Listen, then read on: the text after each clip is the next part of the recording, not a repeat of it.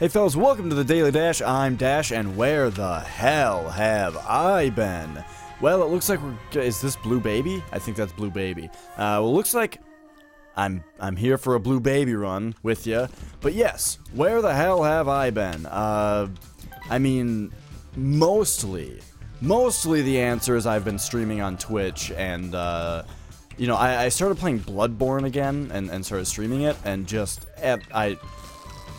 I really liked Bloodborne the first time I played it, but not like this time. This time, as I was playing through it, I was just having my fucking mind blown the entire time. Like, I couldn't believe. I don't, like, remember the game being that good. So I've been playing Bloodborne on stream, and then just doing some other streaming stuff, you know, and that's really where I've been, is I've been on Twitch. And with the setup that I have at my home, you know, I had like the green screen all set up, and I had the, you know, so my PC was over by my TV, so I could play on that with the capture card and all that. So basically, I had this whole studio set up, and since I was planning on playing Bloodborne every day, I didn't have, you know what, I think I'm gonna take the notched axe. Since I was planning on playing the game every day, I thought, you know, I just didn't bother bringing my PC back over to my desk to record Isaac episodes, especially when, you know, and I'm not gonna play at my TV because I use a wireless mouse and keyboard at my TV, but because I do not play mouse and keyboard games on my TV while I'm sitting on my lounge chair. You know, that's for controller time. If I want to play a game with mouse and keyboard, I'm at my desk, and yeah, that's what we're back to now. I love this. Oh, this keyboard feels so nice. Like after having my PC over on my at my chair at my TV for so long, and using that shitty Logitech wireless keyboard for so long, I'm back now to my Ducky mechanical, and oh, it feels so nice. I love this keyboard.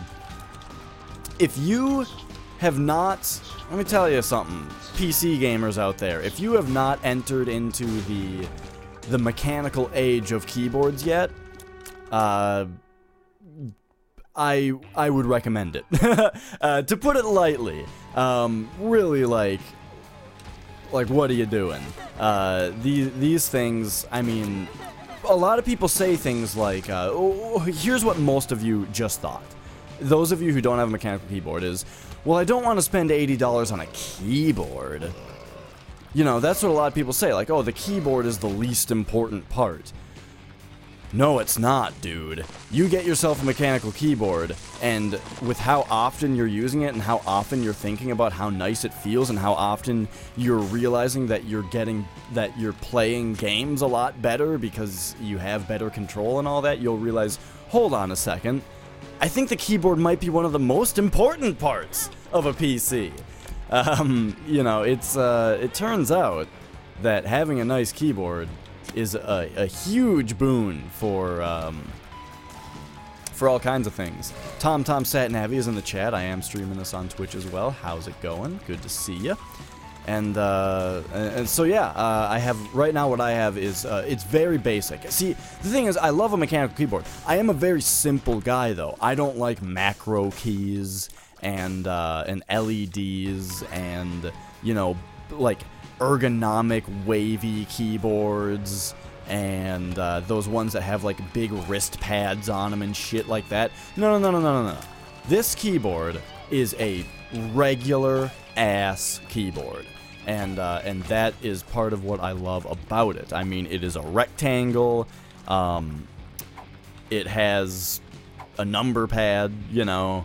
Like, basically, all the things that you would think of, if you drew the most normal-ass keyboard that you could draw, it would be very similar to this. The only thing that it has extra is that, you know, when you put all the F keys together, and then you put down, like, print screen and pause and all that, then you have 4 extra key spaces on the very top right in the row of function keys. And what they've done there I heard that you can... Okay, yep. I've never actually done that. I've never used this item before. Well, I've used it, but I haven't, like, taken it with me for a long time before, I don't think.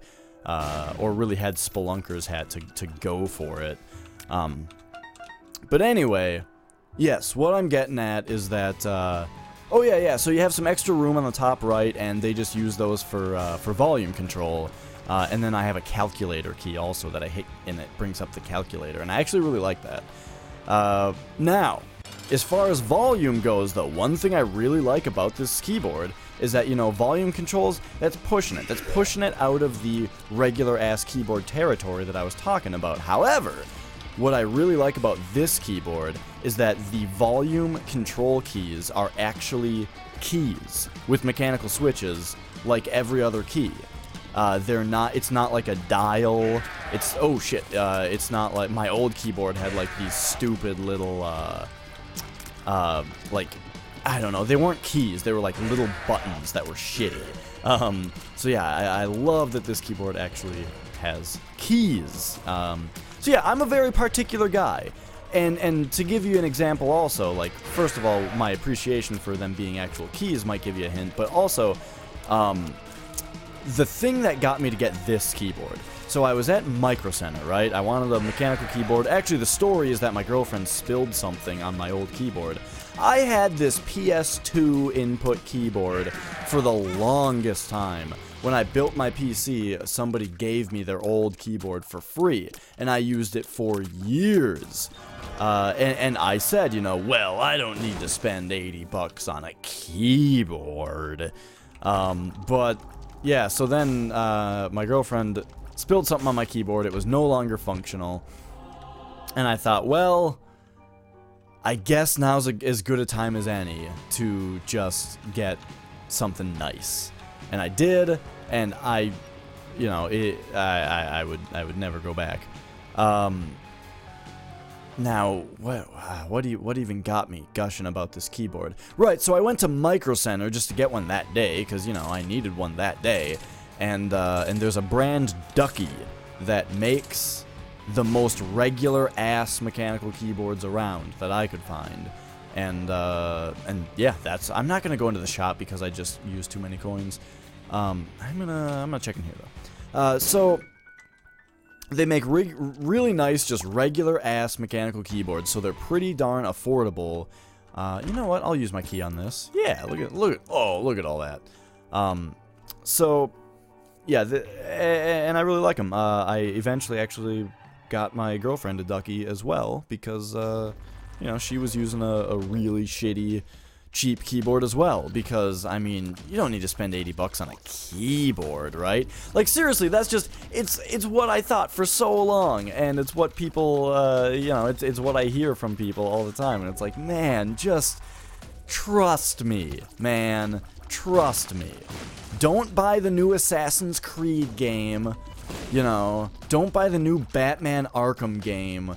Spend that money on a keyboard one time, and not only will you just love the feeling of it, but it's like every single game that you already have will have found new purpose and new, like, fun, you know. What I mean is, when I got this mechanical keyboard, I went back and replayed a ton of old games because they just felt completely different and completely better now. It's similar to when I got a nice TV. When I got a nice TV finally, I went and actually bought a bunch, replayed a bunch of old games. And, you know, they were like new games. It's like when you get a nice new graphics card and you go back and you play Half-Life 2 again, because this time it runs that much better. Not that Half-Life 2 is a really easy game to run. It's not a great example, except that, I don't know, it's just, it's so good that, you know, it's worth a yearly playthrough. So, anyway, Binding of Isaac Rebirth, that's the game that we're playing. We're playing as Blue Baby. I'm not having a lot of trouble here, avoiding damage and all that. But we are not really getting very many interesting items. I got the screw. That's cool, I guess. I like the screw. But, you know, let's see if this is going to be worth it. Gosh, what is that? A familiar? Is that worth an entire soul heart? Yeah, you know what? I'll take it. I think it's just it's a familiar that fires. It fires the type of tiers that you fire though, which is nice. It's kind of like Incubus except without the full tier rate. Blank rune. What is that? A random rune effect? I think, you know, just in case it's per throw. Let's try and use it back here. And let's also just look for a crawl space while I have some extra notched axe room here. And boop! Hey, it was Curse of the Tower. I don't like that item at all. However, that dropped another blank rune. What the hell is that all about? Isn't that like a item that you can... Oh, this is a cool item, Deadeye. So this is a new Afterbirth item that I have never actually gotten before. So let's test it out in this room. So what this item does is it makes each tier that you hit with more powerful. So each time you don't miss, your tiers become more powerful, which is just super cool. It might give you one it might give you one miss. I'm not sure. It looks like it does, yeah. Whoops. So, you know what this would go really well with is chocolate milk. Because I'm the type who I rarely, almost never, fire a uncharged chocolate milk shot. Basically, I use chocolate milk as like a manual Polyphemus, where I charge up every shot and really make sure to land it. So when I first heard about Deadeye, that's kind of one of the first things that I thought was, oh man, this would go so well with chocolate milk. So let's see, who knows? Who knows? It might happen. Here's the only thing though, is I can't really count the damage that I'm doing to these guys. I gotta like stop and check every shot to see if I'm killing the enemy, and so it's not great in that regard. It's gonna be better against bosses because of that. So actually on this guy, I think I'm just going to kind of spray here. Just get rid of the... Oh, geez, I didn't see that. We got a passage. Is that a crawl space? Yes. All right. Oh, shit, I'm kind of low on health now. I got hit by those things too much. Taurus. I'm not a big fan of Taurus, but you know what? I'll take it. I haven't taken Taurus in a long time. I'm not a fan of the speed down. I'm also not a fan of the variable speed. Just the fact that it becomes... Your movement speed becomes somewhat unpredictable, which I think is a recipe for disaster. But, you know... It gives you some invincibility sometimes, and that's pretty cool, I guess. So... BFF will take, because, you know, we have Fate's Reward here.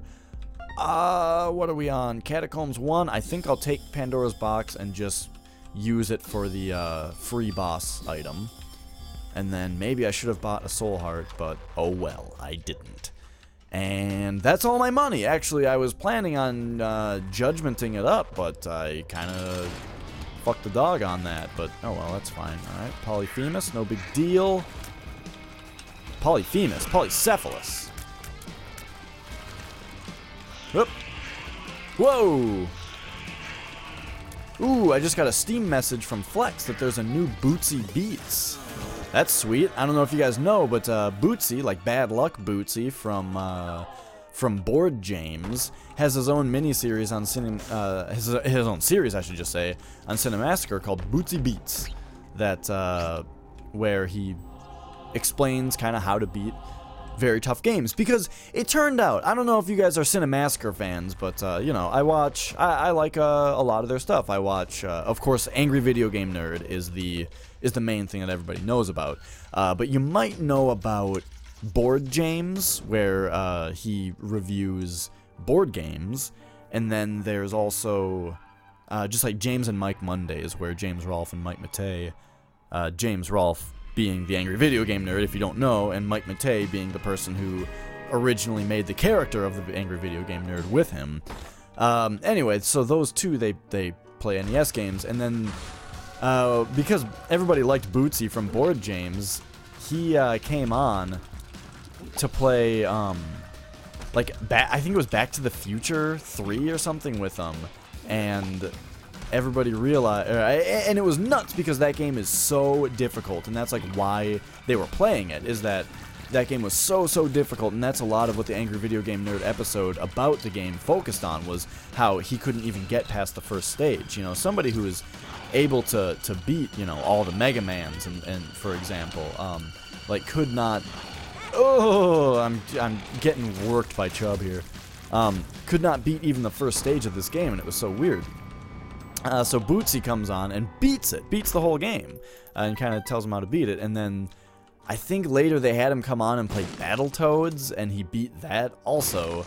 Or maybe he didn't beat it on that episode, I don't quite remember, but, you know, the point is, it turns out that Bootsy is like this phenomenal game player. Like, he's super good at a lot of these old NES games that are super notorious for their difficulty.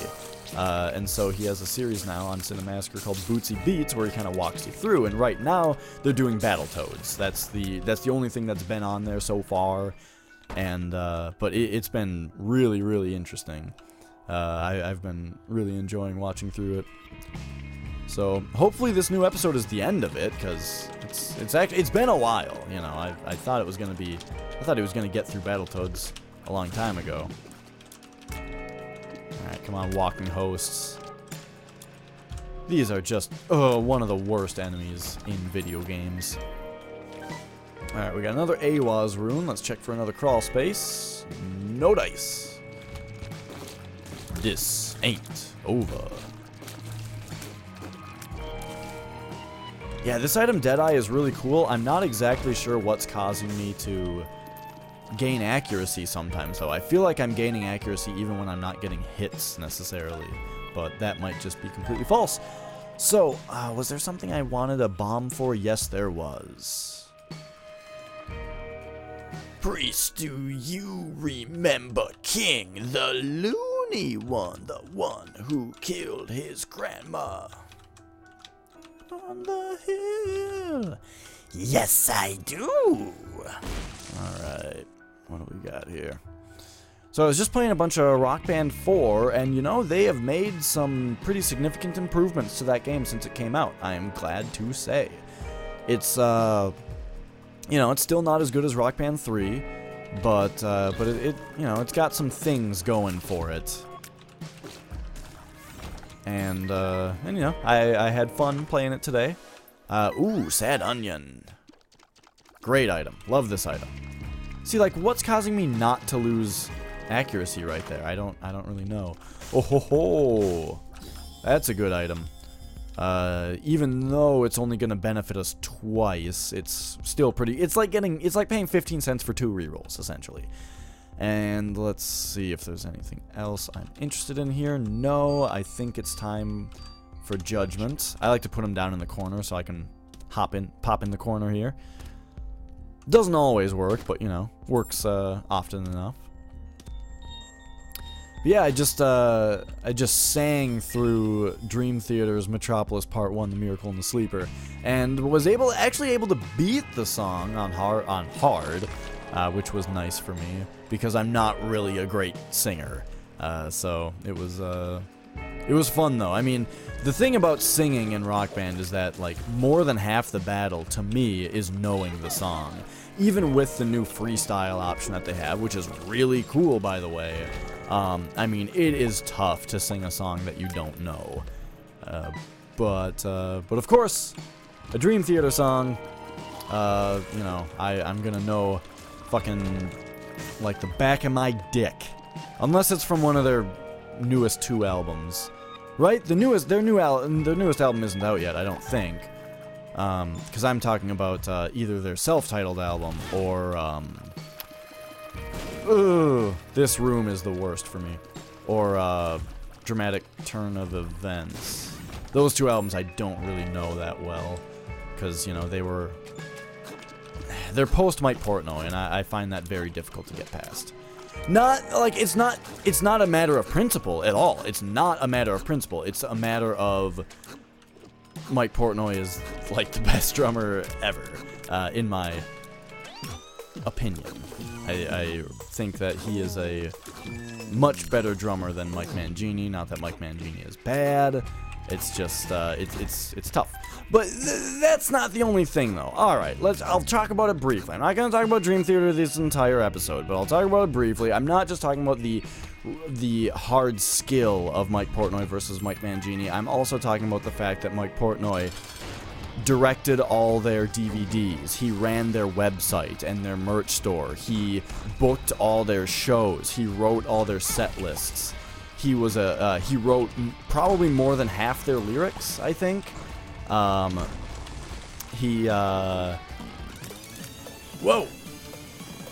What was that other thing that I was looking at?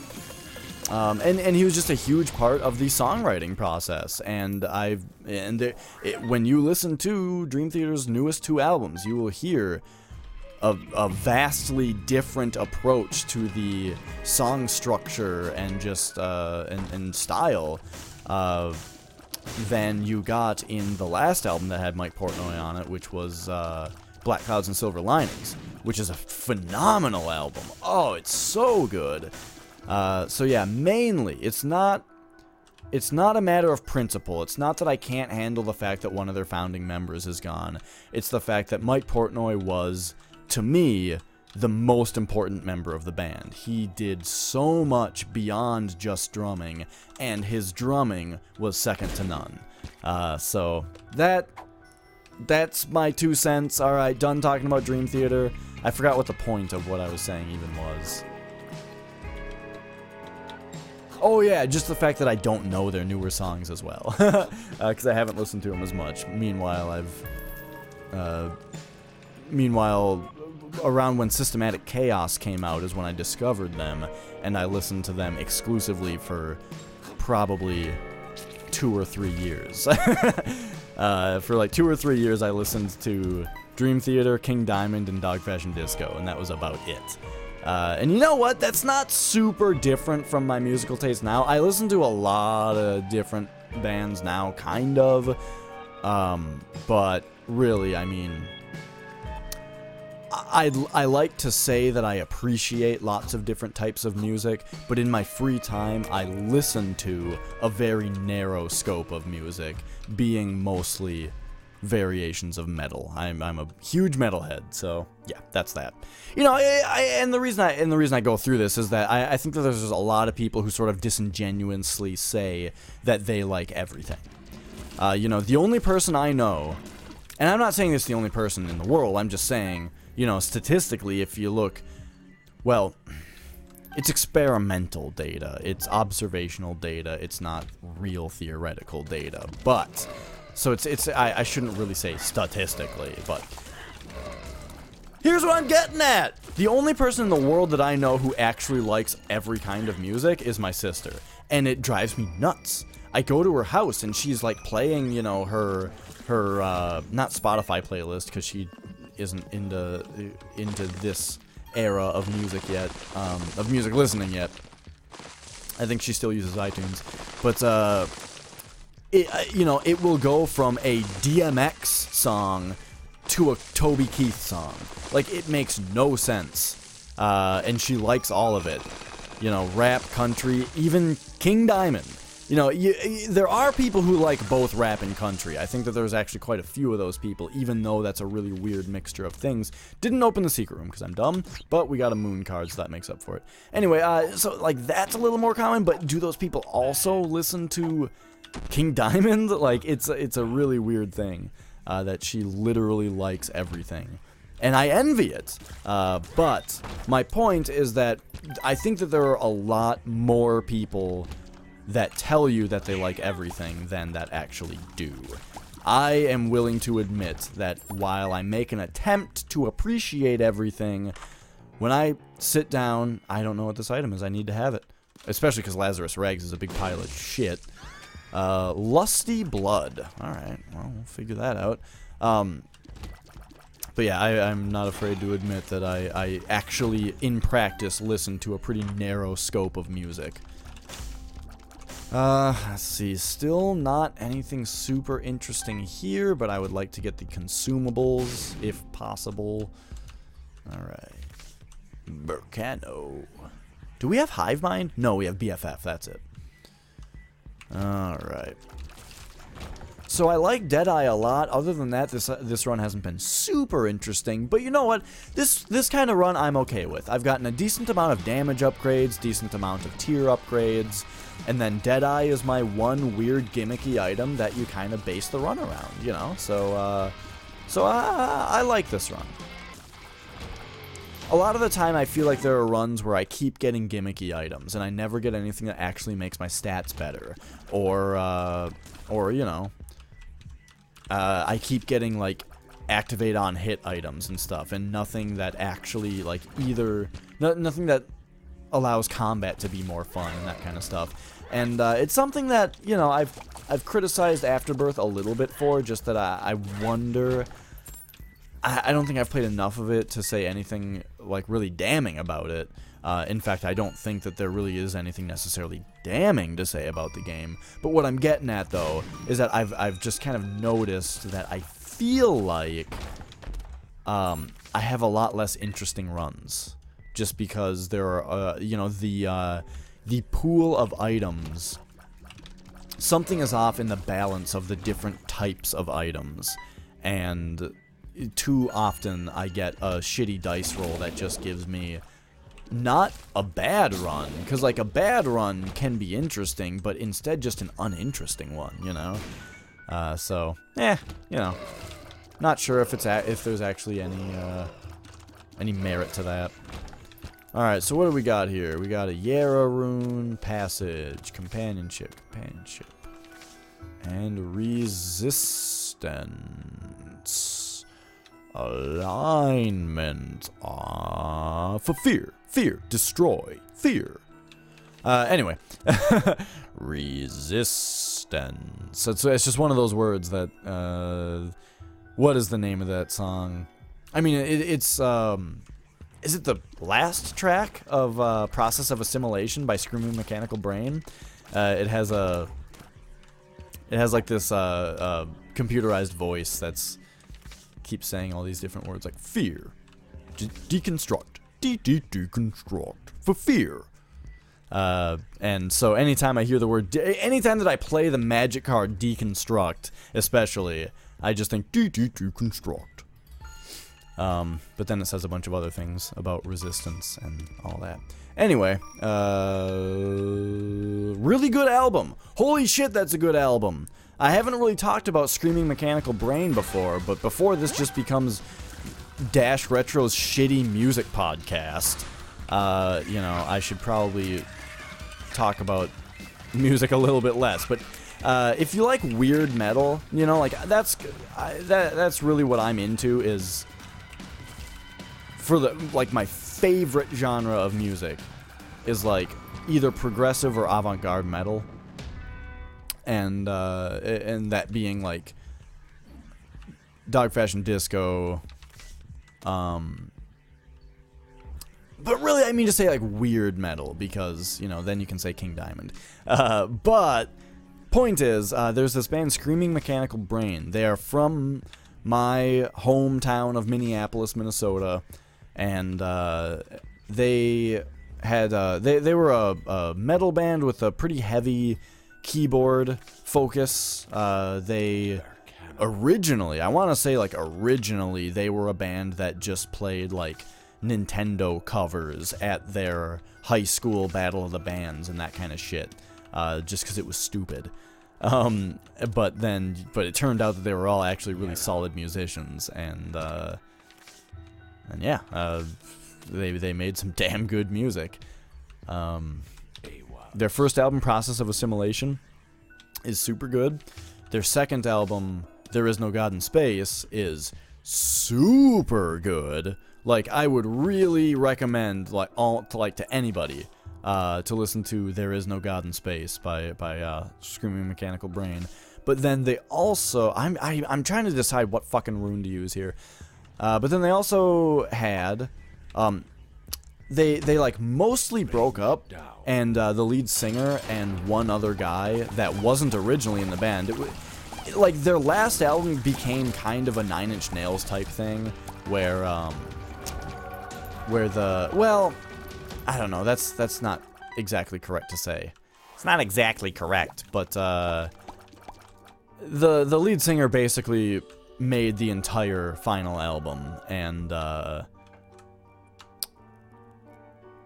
along with one other guy, and it's very different than their other stuff. It's a lot less weird, and it's a lot more kind of normal-ish metal, but I really like it. Like, it's super jamming, you know. It's like listening to Slayer, where you're not super impressed by the complex song structure and how different it sounds from song to song and all that. You're not thinking about that. It's all about just, it's fucking rockin', man. And I just really like the lead singer's voice. I think he has a really great singing and screaming voice and roaring and all that. He's ripping and roaring. But then also, I think lyrically he's a really good lyricist. You know, some people might think of him to be a little bit preachy, but I feel like it's almost to the point where it's kind of comical. And I wonder if that's where he got the name Reverend John. That's what everyone calls him, is Reverend John. I wonder if that's just because he has almost preachy-ish lyrics. Just because they're very I don't know how to put it. I guess I'll give you the example that the final album is called, what the hell is it called? The Policy of Unilateral Hate. And it's basically about the fact that, like, his SMB had a really pretty shitty fan base. I don't know if any of you have heard of the band Mindless Self-Indulgence, but they're one of those bands that's pretty damn good. Like, they're good. I like them. However, they have the shittiest fan base in the entire world, and I really would not like to, I don't know, I wouldn't like to be in a room full of Mindless Self-Indulgence fans, the average Mindless Self-Indulgence fan, because, yeah, they're annoying. They've got like a very kind of average 14-year-old fan base. And SMB didn't have that kind of thing. I mean, a lot of it was that, but then a lot of it was just like people who were unpleasable. You know, they wrote the style of music where if they ever did anything even slightly different, people would complain about it and bitch about it, which is really not hypocritical, but it's like paradoxical, because they're such a weird band in the first place that you wouldn't expect people to want them to do everything the same. You know, they come out with one album and everyone praises them for being so different and weird, and then they come out with another album that's different-er and weirder, and everybody hates it. Or, well, it's not like weirder necessarily, it's just another different and weird album. And everybody doesn't hate it. A lot of people like it, but they get a lot of backlash for being not exactly the same. And it's like, what the fuck? And so, like, lyrically, his last album that he wrote the lyrics for, it's a lot of just lyrics about, like, about that type of hypocrisy and the type of people that follow him, and how if you don't like it, go fuck yourself, basically, and that kind of stuff. I don't know. It's written a lot more eloquently, but I really enjoyed that aspect of it too, just where it had a very easy, a very interesting premise to follow, you know, to the point where it was almost a concept album. But anyway, Screaming Mechanical Brain, really good band. A lot of people don't know about them. They didn't really get that big, but they were super, super good, and are no longer a band anymore. But they have 3 albums that are really good, and an EP that's also pretty good. But yeah, anyway, let's let's fight Mom here. This is the end. I got a friend Steam chatting me about apparently Valve doesn't know how to balance games. He's saying. We'll have to read that in a bit. But for now, I'm fighting Mom. It's almost done. This run turned out very easy. I don't expect to have done very well because, you know. Whoa! 570th. That's, for now, I think that's one of the best runs I've had, actually. So, let's see. We got, a lot of exploration bonus. Damage penalty, in the grand scheme of things, wasn't too bad. So I think maybe that's it, is that I guess I didn't take as much damage as maybe I thought I did. So, cool. Right now we're 570th. Again, though, as usual, we can't really talk about my solid rank until later, because it can only get worse, you know? Nothing's gonna happen that's gonna make this rank get better, go up. But it might get worse as more people do better than me as the day goes on. So we'll revisit it hopefully tomorrow, see what I actually ended up with. For now, though, I'm pretty excited about that score.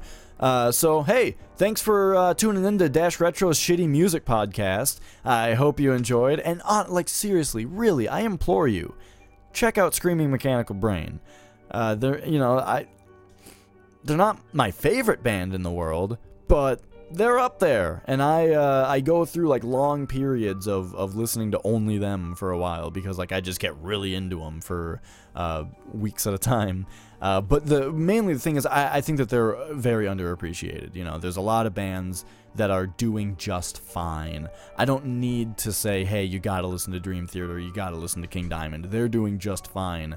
And you know what? It's too late for SMB. They're already not a band anymore. But still, point is though, check them out. They're awesome. So thanks for joining me. I'll see you next time. And that's that.